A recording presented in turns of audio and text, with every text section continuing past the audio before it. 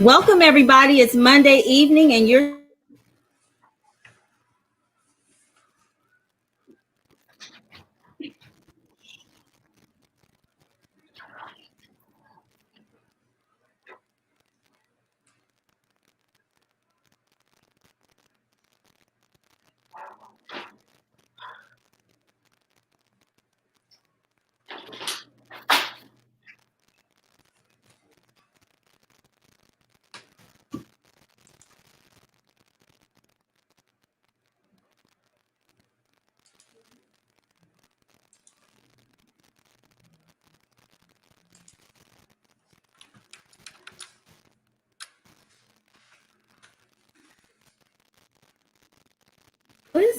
and then we have Crystal Reeves, who is 18 years an educator in the city of Atlanta. And last but not least, LaRanya Taylor, who has 19 years with Chicago Public Schools. So I want to say welcome, ladies. Thank you for having us. Yes, thank you. Happy birthday. Happy birthday. Thank you so very much. I'm enjoying 25. Did you say 25? 25, yes. Been in education since I was born, I guess. Amen. All right. So I did introduce you all, but I couldn't see you on the screen. Could you hear me? No. Okay. So I'm gonna do it one more time just to make sure. Okay. So first, welcome Vanessa Rickman. But do you have a new last name? Yes, I do. And we dropped it like it was hot. So Rickman is good. Okay. All right. Vanessa Rickman from the city of Los Angeles has been with the Los Angeles Unified School District for 27 years. 27. Mm-hmm. 27. And you said you work with fourth grade? I'm at a K-12 school. Currently, I am working fourth grade, yes. Okay. And you told me you did something additional. I was instructional coach, always a mentor teacher, work outside the classroom and mentor, because we're K-12. So that's a special opportunity to get to work with older kids as well. So. Okay. Very interesting. All right. And then next up, we have Crystal Reeves. Okay. I just want to make sure. Crystal Reeves, who's in the city of Atlanta and has been teaching for 18 years. Yes. And LaRanya Taylor, who has been teaching with Chicago Public Schools for 19 years. So as I stated, they are very seasoned, and they're going to bring to you tonight some good information, some strategies. So I know just since the quarantine and the shelter in place, it's been really difficult navigating, just trying to figure out what the world is going to do. And so I know previously in my season 1, I had homeschool moms on, helping parents who just didn't know what to do with the children staying at home, guide them. And so now that the fall has started, a lot of schools have opted to do remote learning. So there are children at home having to go to school on computer. And that has presented some challenges as well. So we have some situations where parents are back at work. So they're physically leaving the house, but their child is at home, or their children are at home trying to do remote learning. So that poses some challenges. And then parents who are blessed to be able to still work from home, but still trying to work while their children are going to school. So there's there's a lot going on. And then people have lost their jobs because of COVID, and they're there, but they're stressed, So hopefully tonight we can give some parents some valuable information that they can walk away with to just kind of ease the pain of all of this. So I had some questions. First, I want to know how has your experience been as a teacher, as an educator, with all of these changes and new way of life? Well, first of all, I'll start off, ladies. Challenges are nothing new to us as parents, to education. That's what we do. They cut us and we keep on moving forward. When we as public school teachers had to 360 education, to go from a live platform, like being in person, one-on-one, to go from this online platform, we did it, most of us within like 5 to 7 days. So it's wow. been, some things have been a challenge, like Zoom. Who knew Zoom existed? Other things, we always had online components. We always were kind of trying to step into this technology life with our educational curriculum. But in this case, is definitely the inequities of like in our internet, computers. We thought, oh, just having this little Chromebook was enough. Sometimes it's not enough. Or having that iPad. The iPad is it. No, it's not. So it has been a challenge, but I want to, shout out to my parents who are willing to collaborate, to communicate, and definitely, I do have some tips. So that's okay. Well, we're going to save time for that. We're going to come back around. So, Crystal, did you want to tell us, just from your perspective, what this has presented for you, whether challenges or blessings? Well, just definitely some challenges. Like Vanessa was saying, we're kind of thrown into it, but we continue to push through. It's a learning experience for us as well, because like you said, Zoom, we were like, what? So we had to learn, things Right. about Google Classroom or whatever platform that your school might be using. But there was just a lot of new things that we had to learn. But I will say, like, my parents and I got closer, like my students' parents. We got much closer. So you form these bonds and these relationships. So that's a blessing as well, because we're going through it together. So I would definitely say that's a blessing. And then just letting them know that I'm here for their support, and then vice versa. We're learning together and teaching each other. Yes, a learning experience for everybody. I agree. Laranya, did you want to chime in and tell us about your experience since all of this change? So my experience is very challenging, but what I've gained is that we as teachers realize that just the human spirit is so important, and you realize just even your voice being heard, your platform inside of a building is different. And even with mine, I'm a little more challenging because I actually teach in a facility where for several months we weren't able to communicate directly with the students or the parents. But now there is, and so there's just a difference. Just being able to see their faces. Again, it is challenging trying to encourage them, working on that social emotional component. That I'm a social studies teacher, so that is huge for me. We have different people that are dealing with so many social emotional issues, and including educators as well as the students. Students thrive off of one another. So, I mean, to hear my academic center child say, "Mom, man, we can't," just I have to create an environment for learning. So that's kind of something that I'm going to be talking about. Really, it's being able to have student engagement and creating that culture for learning for students. Right. And so, what grade do you teach, Laranya? I teach high school, 9 through 12. Ninth through. Okay, so you teach all 4 grades. Yes, I do. Okay, cool. And Crystal, you teach First grade. first grade. Mm-hmm. The youngest. Yep. So now, with first grade, I that's got to be challenging because they are still learning to self-regulate, right? Yes. Yes. So definitely challenging in the classroom and virtually. So it is challenging, but I will say it's possible.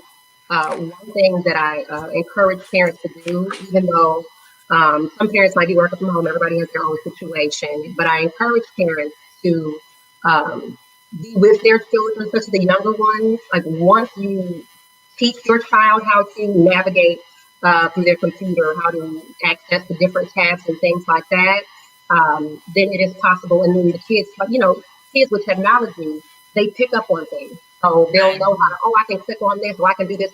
They just have to be shown, and with repetition, they're able to get it. But it does take some time. I will say you have to be very patient. Patience is something that's very necessary for parents and for teachers. It is possible. So I don't want anybody to think that it's impossible. Some children get things faster than others, but it definitely is possible. And so, can I just share one of the things that I encourage my parents to do, and maybe it might help somebody else as well, depending on your child's school. For us, we have Zoom links. I know people get these different platforms. We have Zoom links. And so if it helps, like I encourage my parents to save whatever the link is in the favorites bar. So that way parents can just click on the link to their child and automatically just, instead of having to type in the class name or the password and all that information. All you gotta do is just, if it's already saved, that makes it easier for the children to access their Zoom classes that way as well. And so some parents are very, very helpful. And you said that's Zoom, you said Zoom links? Like just Zoom, like the link, if you're, so our school. Oh, okay. So whatever the link is, if you just save it on your child's favorites bar, like at the top. Got it.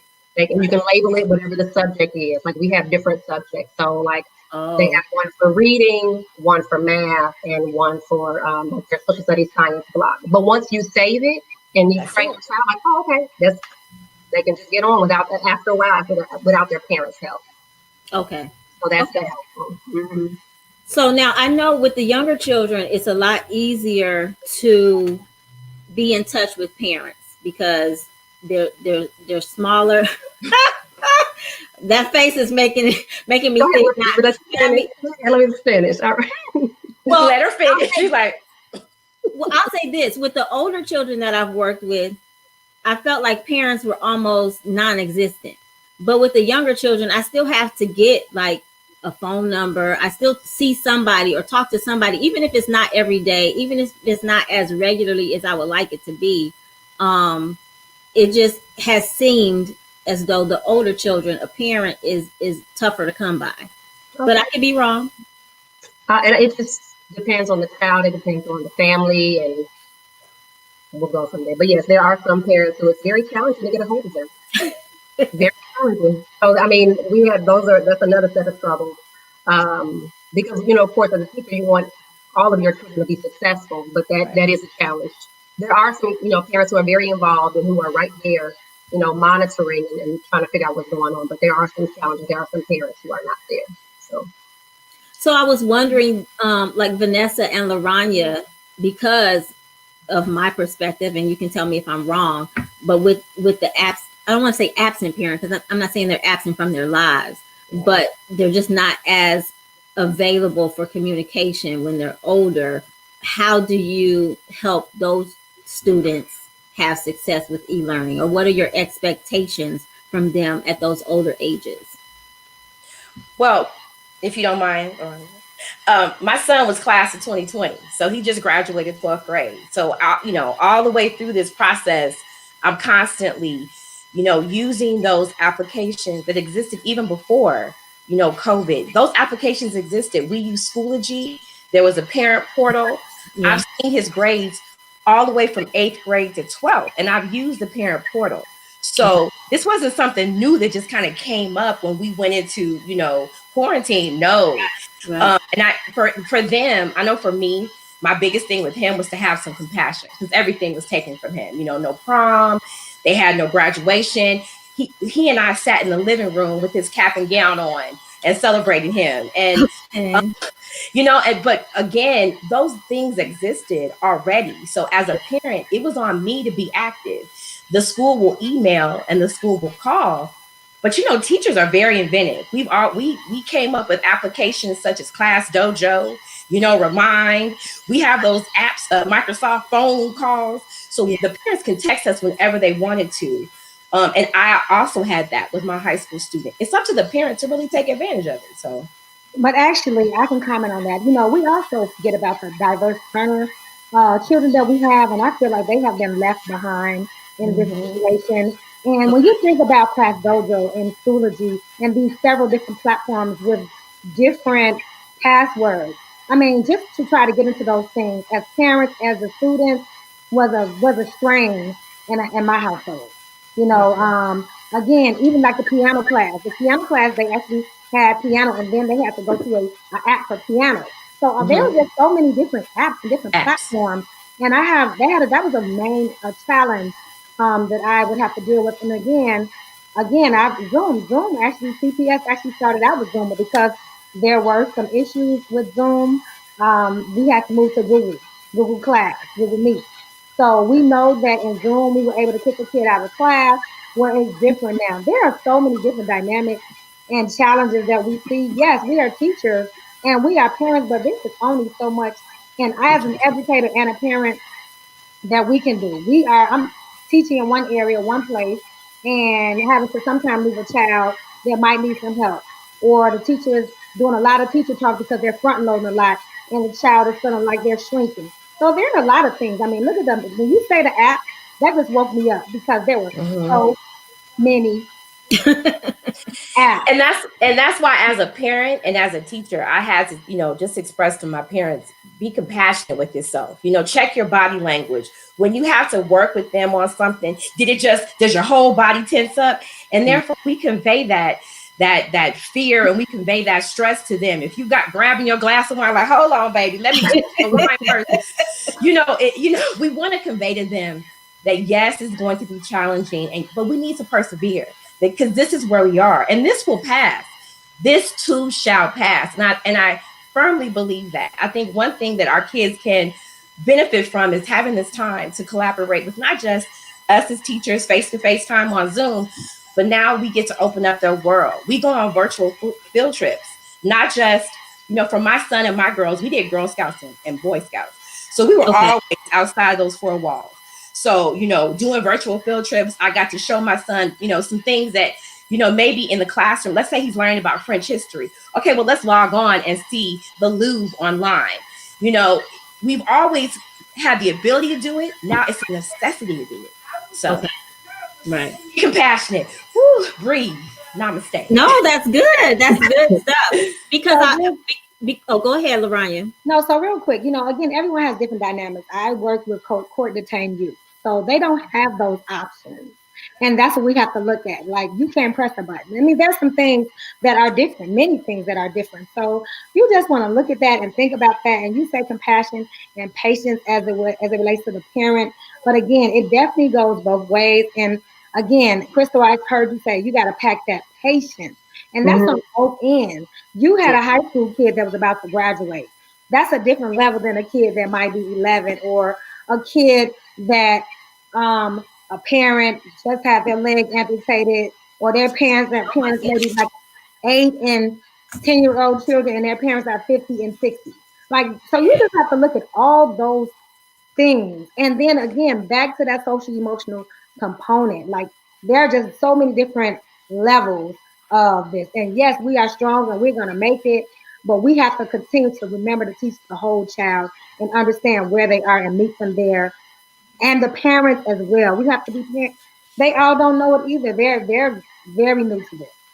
Right. And I was going to say, just to add on to that, with the parents, like, some children are, fortunate to have their parents there, but like, I have a few students who their grandparents are working with them. So again, that's some extra patience. My grandmother has said, I don't understand this technology thing, you know what I mean? So it's people from all walks of life and different backgrounds. So I encourage parents too, like you all said, there's lots of different apps and things that they're using.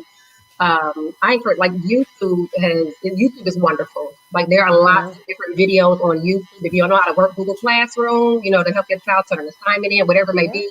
I have sent my parents plenty of videos from YouTube explaining how to log into Google Classroom, how to turn in an assignment, how to edit an assignment, different things like that. So whatever your school might be using, I would definitely encourage you to check YouTube to see if there's a video out there already to walk you through that. Okay. So I got word that there was a buzzing noise. So I was trying to figure out what that was. Okay, so now I know, Vanessa, you were saying this too shall pass. Has your school district given you any indication of when you all might return to the classroom? Well, California is very sure. Fall and spring, we are in quarantine. That's it. That's all. The Cal States all the way down to pre-K. We're quarantined. So I love Laronya's point in terms of, I've had students in my classroom who were affected by COVID. I definitely have students, when you said YouTube, that's it. Our kids can get on YouTube. Right. They can get on all the little apps and do all the dances. And then all of a sudden we get in the classroom, they're like, they don't know what to do. Google Classroom. Oh no, I got to put what is that? So when it's engaging and when it's motivating, they want it. So I agree with social emotional. Every day we sing, every day we get up and dance. We're doing go noodle dances, and not just like stiff dancers. We're doing all the, Mm-hmm. and just having fun and laughing with them because you don't know where they're coming from and what they're dealing with. But for those 2.5 hours, 3 hours they're with me, we're gonna laugh, we're gonna joke, we're gonna get some education in. You're absolutely right. Abuela, grandma, she like, baby, where the Zoom button at? But those kids can definitely, like you said, creating a folder on your Google tab where they can just click and everything opens up. Using these applications so the kids can thrive. And because we never knew where they always came to school so much baggage, and we always had to smile and work them through it. So totally agree. YouTube is amazing. You can learn how to braid your hair on YouTube. One of my foster kids learned how to do cornrows on YouTube. So yeah, it's amazing. Yeah. And one of the things that I know CPS mandates is for teachers now to record. So now they post the recordings of the class into their classwork photo on stream. So that's really good. I was irritated by it because I'm like, I know she's not telling me to go back and listen to the recording after we've been in class for 8 hours, and then I need a break. And then, so what I did was I went back to, this as a parent, I went back to one of the videos today and I just listened, and, I was listening to her statements, and I was telling Madison, yes, see, she said you have to be proactive and just something, things like that, being all one and encouraging students. But, and again, Vanessa, I just totally agree with you. But this is definitely uncharted territory, Oh yeah. because the demands are different from the springtime. So with CPS, it's 300 minutes. They're not, everyone is not doing that. Yeah, For 300 Chicago, minutes. sorry, Lorraine. So for question, is Chicago Public Schools also saying fall and spring that is going to be remote No, learning? no. Right now we are only until the first quarter. So in November 4th, we'll be going back, or they'll actually reevaluate what's going on Reevaluate the and then make situation. a decision.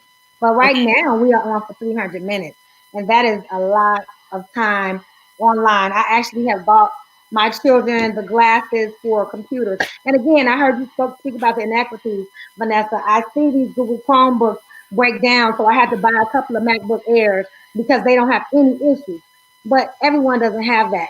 Right. And so, again, how are we empathetic with these inequities? What do we do about these inequities? Because that is also a major role in it. So, yes, we can keep going, but as we're going, somebody's getting left behind. Oh, for And sure. that is what we are looking at.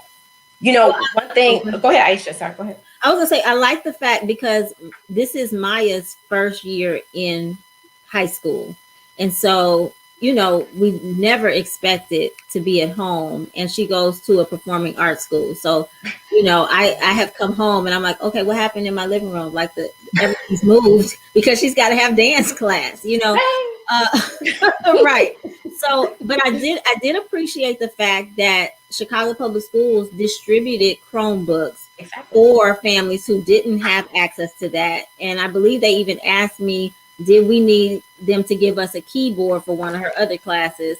So I think that they're doing what they can. And I'm not saying they're doing everything they can. I don't know what the resources are, but I appreciate that because that helps me out a little bit. And the teachers that she has, like I literally get a weekly reminder. I could get a daily reminder if I choose to, but I already have hundreds of emails on a daily basis. So I figured a weekly reminder will let me know how often, she had class, what classes she did or did not attend.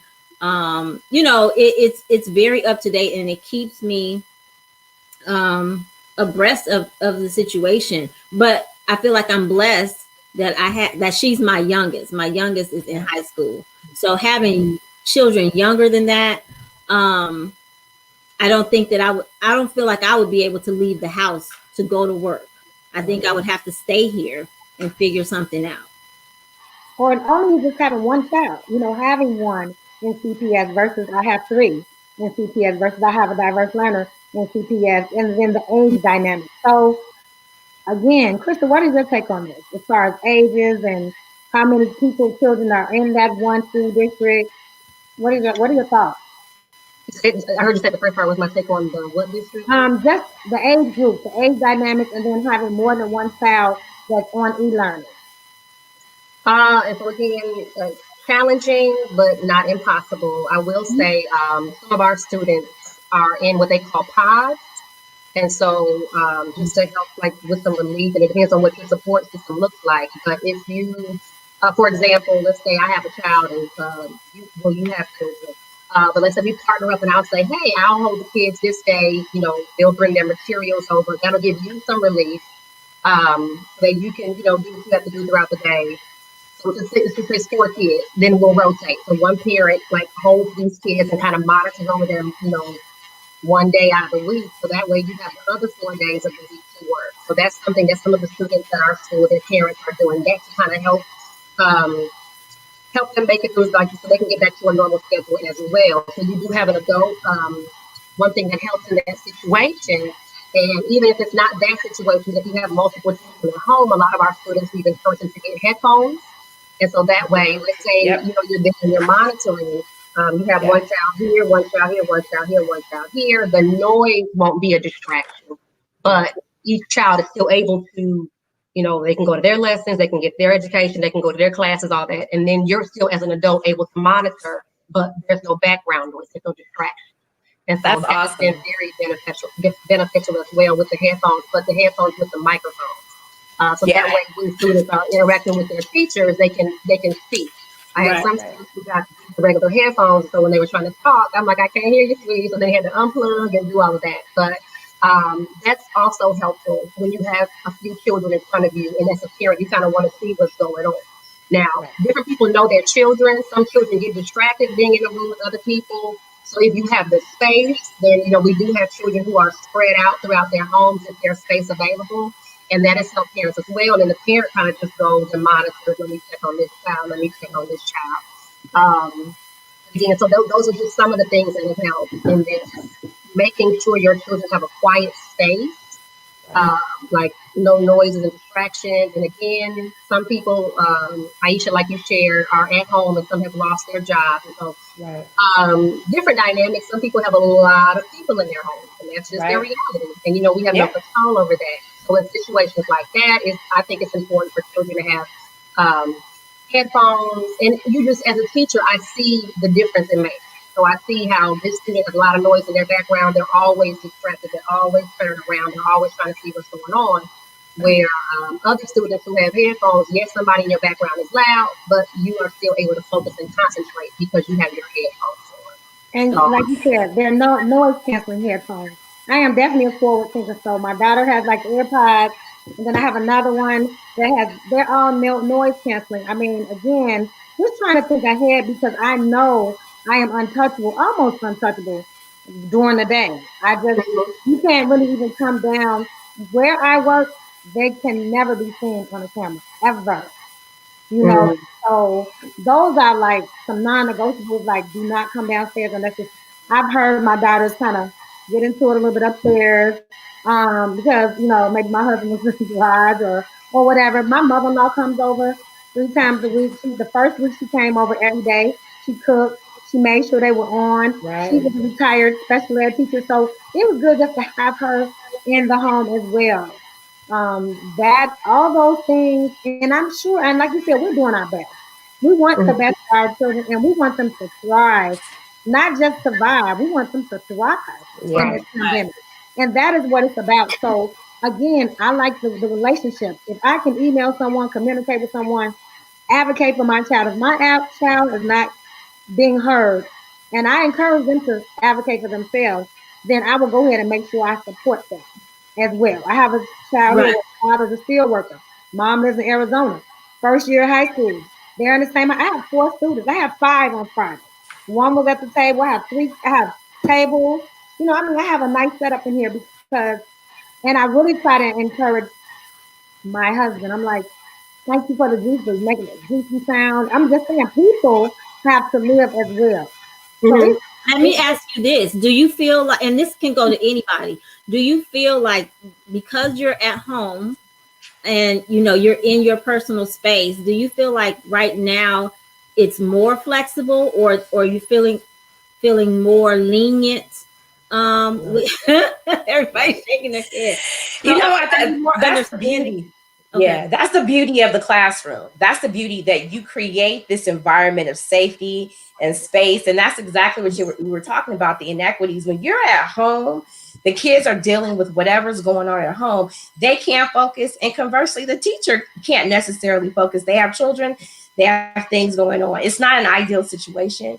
Teachers are trying to, like you said, social emotional. Teachers are trying to make Bitmoji cartoons and creating a cartoon classroom. Let's go into the cartoon classroom because the teachers want to be in the classroom where they can create their boards, create a print-rich environment. Shout out to my school district. They made sure everybody got a Chromebook, everybody got noise counseling headphones. Our kids from kindergarten to 12th grade. We even provided food. Wow. So unless you say you don't, unless you say something, the school doesn't know. So the school is still providing breakfast and lunch for our kids. You can come pick it up. And I know, it's not ideal that you have to come and pick it up, but it's contactless. They'll just give you your bag and you keep on moving. You just have to tell them, I have 2 kids. I have 3 kids I'm providing for. No questions asked. And we started that back in March and continue to do it. Right. So, public schools, good, bad, or indifferent, they did their thing. So.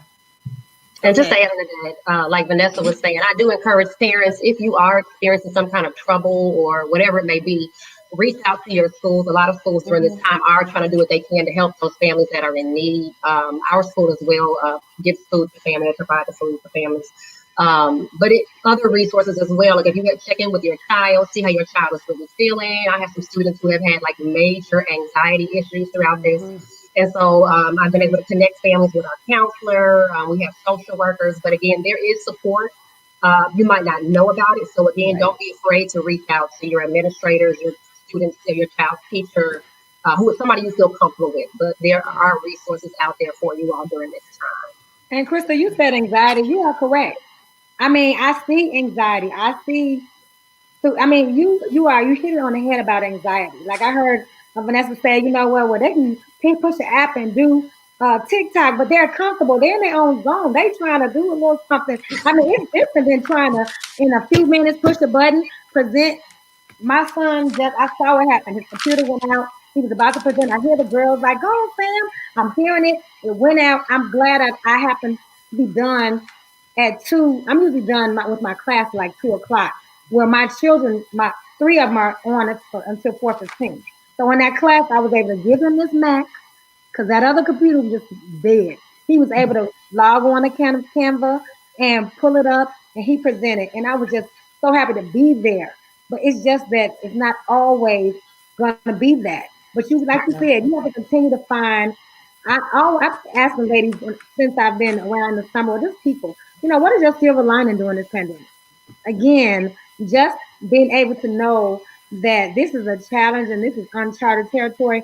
But if you can reach out, like you said, there's someone. I love the pod thing, Crystal. That is amazing. Again, we kind of have to, and there's like Jack and Jill. Some people are doing that in the group, Jack and Jill, and in my sorority as well. There are parents who are getting together. Again, I called on grandma, like, look, I need your help. And I did it ahead of time. And that's my mother-in-law. I'm like, look, I need your help. This is what I need. And again, she's there. So just being able to open your mouth, because we know there's a lot of stress and everyone does not always have the help. And that's the social skill. Some people don't know how to ask for help. Understand? So soon, because it's already 7:35, we're going to have to go over our list of strategies and tips and helpful resources. But I did want to ask this because I found myself, I know because Maya is a freshman, the week before school started, she had 3 days that she needed to attend like freshman orientation. So she was meeting all her teachers and meeting her schoolmates, obviously via Google Hangouts or Google Meets or something like that. And I could hear her on, in the room, in the classroom or whatever. But I came into the room and I saw that her video was turned off. And so I'm like, your video needs to be on. And she's looking at me like, it's virtual. Like, why does my video need to be on? Right. I'm like, let me tell you, from the perspective of a teacher, I'm still coming to work.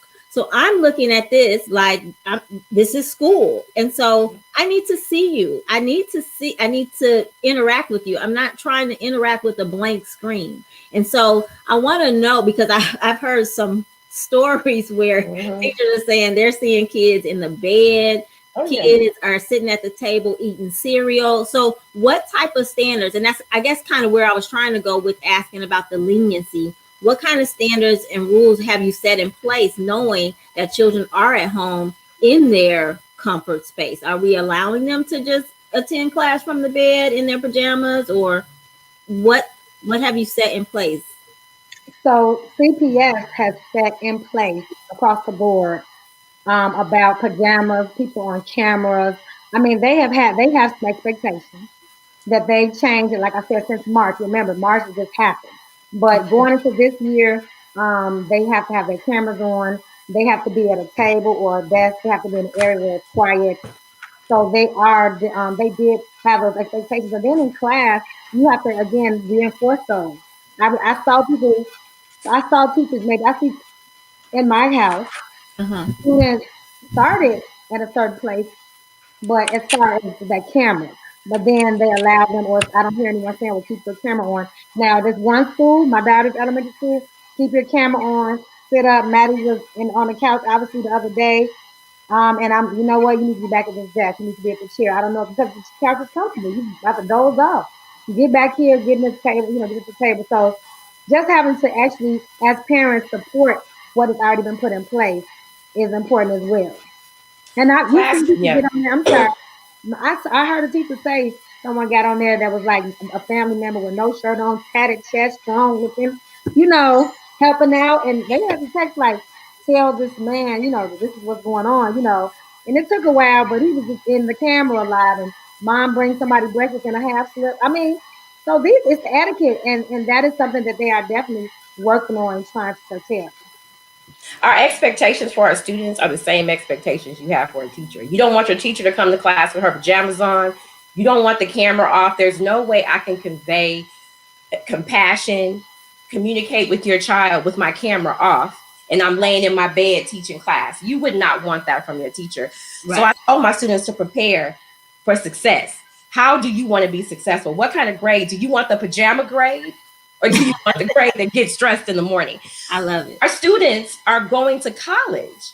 My son started his freshman year. He's a film major. He has to come to school ready to go. These professors are not taking no shorts. Now, of course, kids have challenges, and we understand that what's going on, but you can get yourself dressed. You can brush your teeth. My 5-year-old could do it. My girls were very self-sufficient. They went, so they can do it, and I understand they need support. Like, communication is key. I totally agree with Crystal. If you don't communicate to your school, to your teacher, through those apps that they created for you to connect with, don't ignore your teacher. Oh, here she go emailing me again. Oh God, it's not always bad. And if you wait until there's a problem to communicate with your teacher, it's too late. You should already have had 2 points of contact with your teacher, not just parent conference, not just back to school night. Do some reflection. Oh, I saw today's lesson. If Lorona says, oh, I saw today's lesson, you encourage my daughter to get off the couch and get back at the table. I appreciate you so much. That's contact number 1. Contact number 2. I have a question. In the lesson, you guys had this song. Can we access this song on our own time? I saw my child got really involved. At least 2 times you contact that teacher before you have a problem and you ready to blow up. I'm sick of this. I'm sick of these teachers. Take some stress out of it. Have some compassion for the teachers, because the teachers are having compassion for your kids. We want them to do well. Mutual respect and understanding. Right. Grace and mercy on both sides. Yep. Okay, are you guys ready to give you've already given some good information, but anything specifically, because I just wanted people who are at home with their pen and paper ready to be able to write some things down. So, Crystal, since you teach the youngest for children, let's start with you. All right. So just some general things, like Lorania said earlier, you got her daughter some glasses. These are the same kind of blue light glasses to protect their eyes. Because depending on your child's schedule and if they have screen breaks or not, like our students, younger kids have screen break time, so they don't need them as much. For me, I teach straight through different blocks, so I need them. So if your child at their school, if they're scheduled to go straight through, I encourage you all to get them blue light glasses just to help in that area. Let me take them off so I can read real quick. What else did I say? Again, I talked about the quiet spaces, just making sure that they can be in a space where there's hardly any distractions, if possible. That will help. Teaching them to follow a schedule or a routine is also helpful. Especially if you're in a district that's talking about possibly going back into the building, you already want them to kind of be prepared and just set in that. Like, oh, okay, this is the time I get up, I do this, I brush my teeth, I wash up, all that good stuff. I eat breakfast at this time, so I'm prepared for class at this time. And one thing also that's helpful for parents who your children now know how to access their links independently for the younger kids, if maybe you have an old cell phone, or if they have their, some kids, young kids have their own phones now anyways.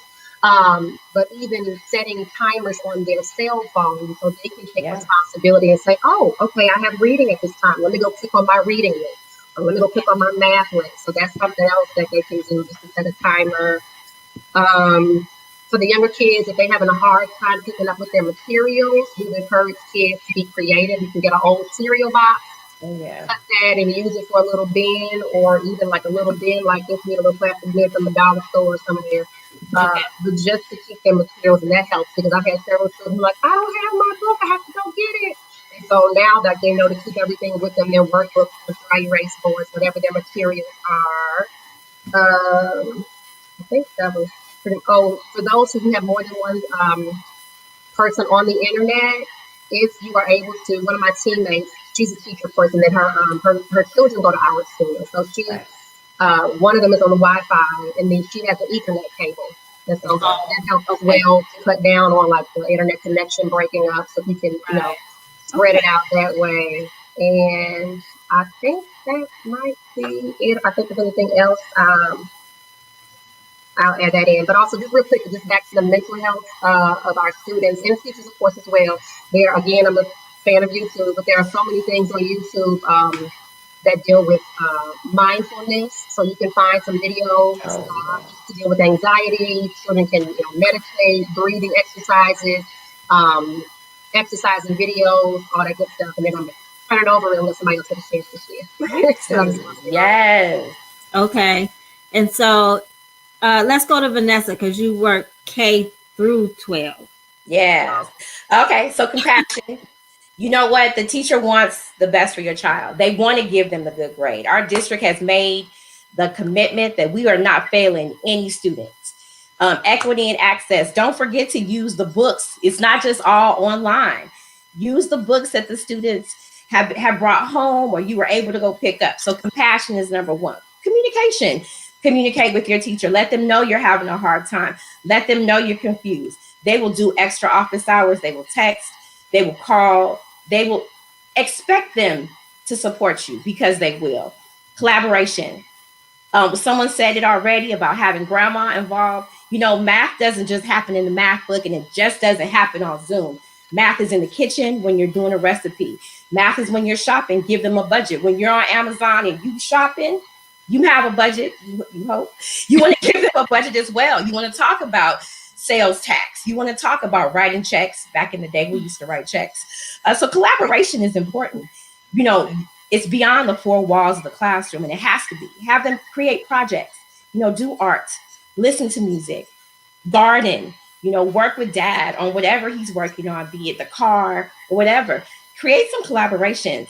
Also, sororities and fraternities are great resources. All of them have little sister, little brother programs. Reach out to your local fraternity or sorority. You see them out there in their letters or whatever. Hey, do you have a little sister, little brother program? Get them involved and get them some mentorships. And last but not least, I love the counseling aspect. You might need someone to talk to. They might need someone to talk to. Find some counseling, find some support, because your city has it. Most major cities do. Mm-hmm. So expect to get support. That's it. Awesome. All right, Laranya, you are up. You know what? I just believe, and again, one of the things that I continue to hear is boredom. I mean, just having an engaging environment or engaging classroom. Again, my thing is bring the classroom to your home. You know, they don't have, they're like little, great job. You know, you did it. You know, way to glow. You know, I even do this during the time when my students are answering questions during the asynchronous and we do like trivia. I'm like, great job, you know, way to glow. I mean, these are the things, and sometimes I might have to say, don't make me use it, right? You know, like these are things for kids to know that we're here. Right. And so I was telling Aisha, I don't know if you could pull it up, but this is just the beginning of my house. This is just the TV, right? It's the map, school matters, school rules. It says be flexible. This is just the background for one child. And then over here, I have up there their schedules. I have a schedule here. If you see that, it has everything. I made them. They created their own board. Again, like you said, bring them into this. Make them excited. You know, engaging children, being able to allow them, like you said, the body language. You have to be excited so that they can be excited because we know that they wanted to be in a school building, right? I like that, Crystal. I got my timer. My students know too. You know, I use this timer. I got a board. I mean, there are just things that you can do that is not that expensive. The Dollar Tree was one of the best places.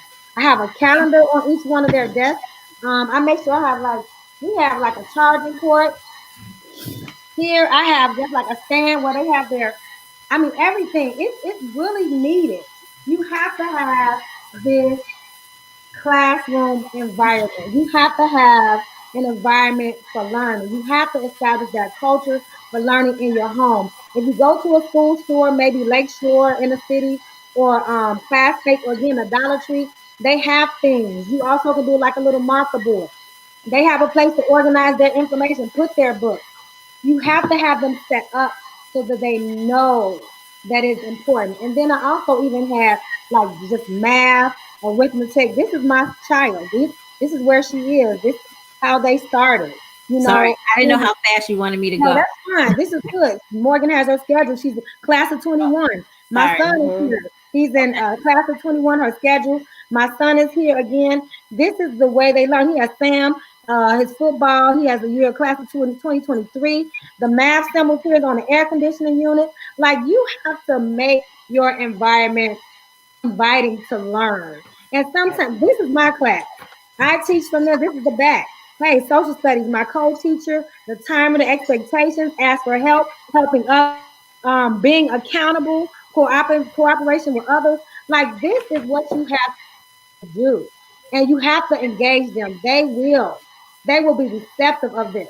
You know, and so again, this is week 4. Their name, the pins, just having things in their area where they don't have to move. And then, you know, I got chairs. My brother, I asked him to donate.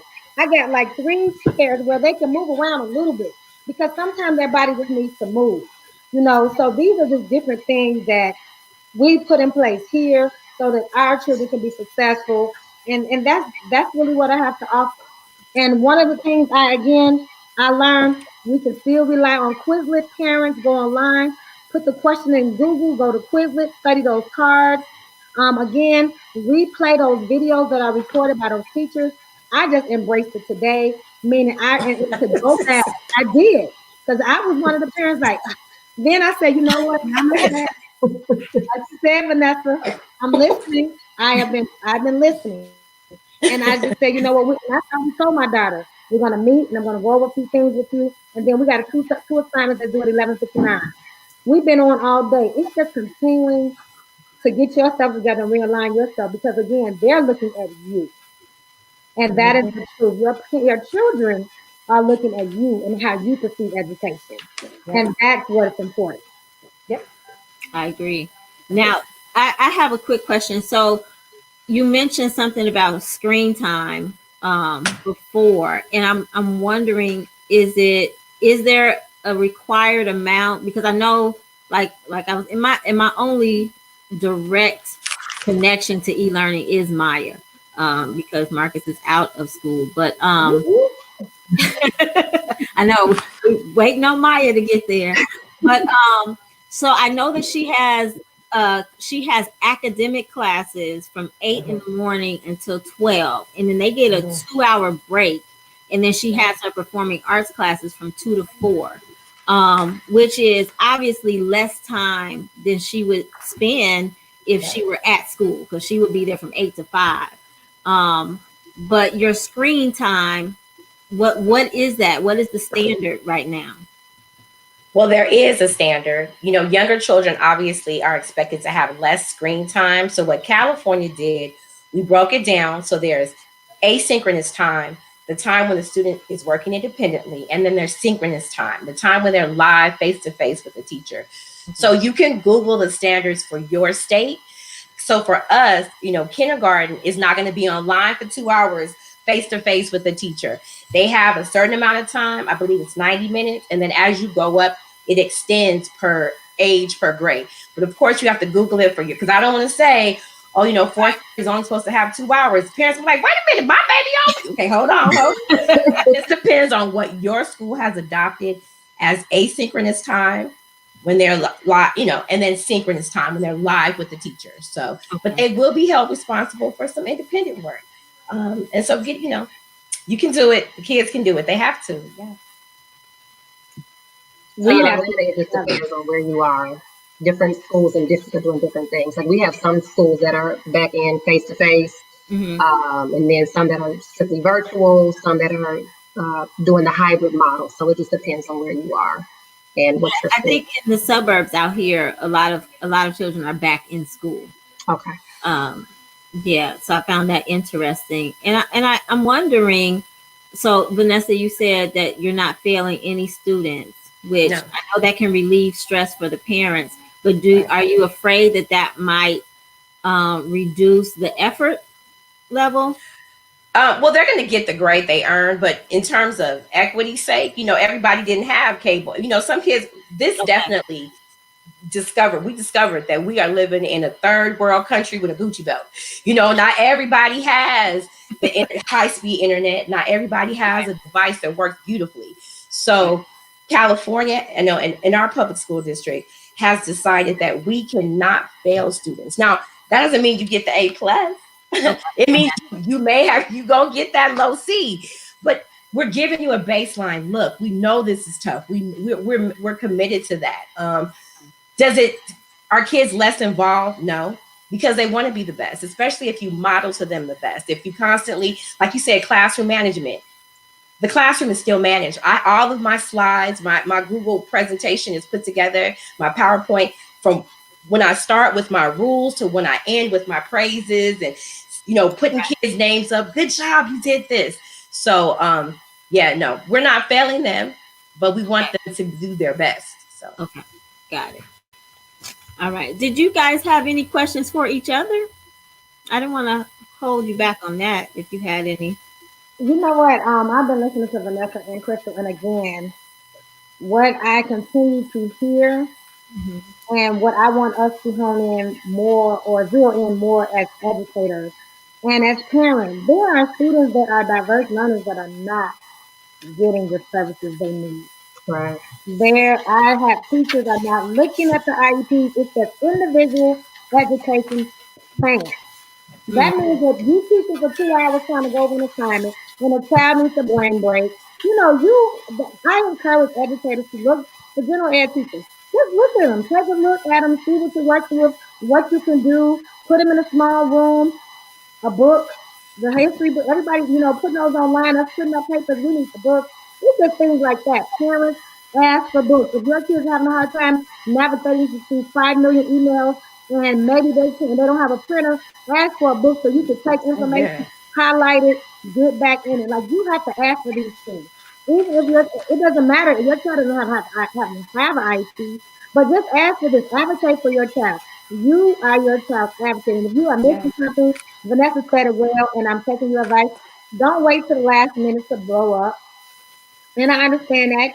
A teacher might not get back to you. You sent the email on the 23rd of September. Now this is the 28th. And then you get, So the thing is, you have to be patient. You have to continue to advocate, continue to put things in writing, communicate, be open, and like you said, we got to live through this. We got to live through it. We can't hear you. We didn't hear you, guys. Oh, I was getting ready to say something, and then it looked like Crystal was going to say something. Oh, I was just Lorania was talking about diverse learners, and I was just thinking about some students as well. Now, and again, different schools are able to do different things. I will say at the end of last year, when we were kind of thrown into e-learning, students who, like I work with younger kids and they need manipulatives and things like that. Mm-hmm. And everybody's finances are set up differently. If you are able to, I was going to tell parents, if you're able to, look online, see if you can purchase some manipulatives for your babies so they can kind of count, touch, and move stuff because they really need it. This is like a critical time for them to be able to do that. And then I was going to share, last year when we kind of thrown into it, we didn't have the opportunity to allow students, our school this year was able to purchase some math kits for their grades. But at the end of last year, I encourage my students, old school, pull out some beans. You need some beans to count. Use some pencils or pens to count your pens and your ones. Little manipulatives. Be creative. I'm encouraging parents to whatever it is, be creative. Think about when you were growing up and what you had to do back in the day. Be creative and teach the child to be creative as well. I was going to put that out there. Right. Okay. Yeah. So I like the fact that Laranya mentioned Dollar Tree because a lot of times you hear, well, I can't afford this or I can't do that. So I know that we have Dollar Tree here in Chicago. What do you all have in your cities or states that's similar to Dollar Tree? I mean, if you have Dollar Tree, that's cool. But I totally agree with, I love Dollar Tree. I love the 99-cent store. But also, when we talk about being at home and learning, I believe in using, like you said, Crystal, use macaronis to count. You get bored with macaroni? Okay, we're going to use beans today. Oh, you bored with beans? So there, math manipulatives and counting, you can use a plethora of things to count with. I mean, and then when you have your students go online, as parents, we do some searching, you can look, science is amazing using just kitchen products. You do not have to purchase a chemistry kit. Well, you have to certain chemicals, but you get some reactions, right? Soda and vinegar, boom. So, don't be afraid to use some home things. Like you don't have to, spend so much money.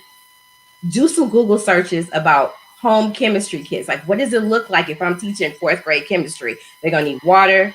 They're going to need some plates, some straws, and it's just that simple. So we do have Dollar Tree. We do have 99-cent store, but your own kitchen is your great resource. Mm-hmm. And I agree with that. But one of the things that I said as it relates to that is now you can put it on a poster board, you can put it on a paper plate, but something should say great job. Mm-hmm. My thing is, again, the environment. Encourage, do not give up. I'm just saying, it was like 10 of them, so everybody got one. Even if you don't, if you can draw them or put them on a plate or whatever you have to do and decorate it with macaroni, it should be something encouraging you. Again, sometimes if you're just sitting here looking at the teacher and listening, I see a sign that says good work takes hard work. Or I see a sign that says listen before you talk, think before you, and then I'm looking at signs. So if you want to draw them or whatever, that's fine. But I'm just speaking of let your dreams be bigger than your fears. When you're looking in a teacher, you're zoning out or whatever, you might be able to see main ideas, read closely. You want to look at skills. I showed you a math skill that for these high school kids, for these 8th grade, 6th grade kids. So I understand you mean on a younger level or No. smaller level. But no, you have to create a rich environment. Yes. Right. And that's what I mean by looking. I just need something to say, don't give up, keep pushing, move forward. And, like you said, if you can draw them, that's fine. If we can, that's great. But I just want to have that culture for learning. And that's so important so these kids can just get it. So they can stay encouraged. And I think that that's a very good point because when you are feeling good about yourself, then you're more ready to learn, right? So that just feeling confident, even if you're getting something wrong or you're not sure, just knowing that you could possibly get it, or somebody smiled about my effort today. That can push some more effort into the mix. We do have to close because we've been talking for 59 minutes and 30 seconds. 50. There's a question in the chat about do kids K4 use laptops? Absolutely. I just wanted to make sure that we got that question because that was one of the few questions out there. So. Here. Okay. Yes. Do children K4 use laptops? Yeah. Yes, they do. Chromebooks. Yes, they do. Yes. And then some schools too, for the like kindergarten, they have the iPads. And so whatever devices they're able to be, yes, Chromebooks, laptops, the iPads, things like that. Yeah. Agreed. All right. Did I leave anything out before I close, ladies? Parents, create routines and procedures, create a print-rich environment, be compassionate, communicate, collaborate, get some counseling. Talk to each other. And yes, then teachers, is there anything that parents can do to support you besides the communication, or are you good? Reinforce what teachers have already laid out. Reinforce it. That's what I'm explaining. I actually today we're going back to look at that video, and we're just going to look at some things because I'm like, she's not a good note taker. Well, guess what? We are going to go back to that video at this time, and we're going to take notes, and I'm going to be able to show her and model for her. And I know in the beginning it was kind of crazy. And so I think that's why the anxiety or the stress, because you have your own class, and you have to plan for your own class. But yes, support the teachers by going back and looking and sharing that with your children. All and I just add on that, follow up with your children, make sure they're completing their assignments. Because again, like one thing, especially with the younger kids, they might on Google Classroom click turned in, but they didn't complete the assignment. So the parents like, oh no, they did it. I'm like, no, but they didn't. You know, I just so again, just communicating, being open to receive feedback. Because some parents aren't always like, no, my child did that. No, ma'am, they didn't. So just understand that your child's teacher is there to support you. So reach out. Again, don't be afraid to communicate to your child's teacher. It's a village, it takes a village. Like everybody is in this together, and again, we're working through this together. So don't be afraid. Reach out. Absolutely. Okay, don't go anywhere, ladies. I want to thank you all for doing the show. We didn't get to probably everything, but I think you guys had some very important strategies and resources that people can at least start to use from now. I think it was a lot of things, folders, saving things in your favorites. You know, I think it was really good. So, but hold on, I'm going to close and then I'll meet Happy birthday again. Happy birthday. Happy birthday. Love from LA. Okay, hold on. I'm gonna close, but don't go anywhere because we're gonna talk a minute in the waiting room. Okay. All right. Thank you so much. All right, you have been watching Candid Conversations with Aisha Israel and some wonderful, magnificent, seasoned teachers with some very important information, tips for you to use with your children. They're saying make sure you communicate with the teacher. We know everybody doesn't have this, but you can get far by communicating with the teachers and listening to what they have to say. They are here for you and your children. So this is Aisha signing off, wanting to tell you know and embrace true love because you're worth it. Good night.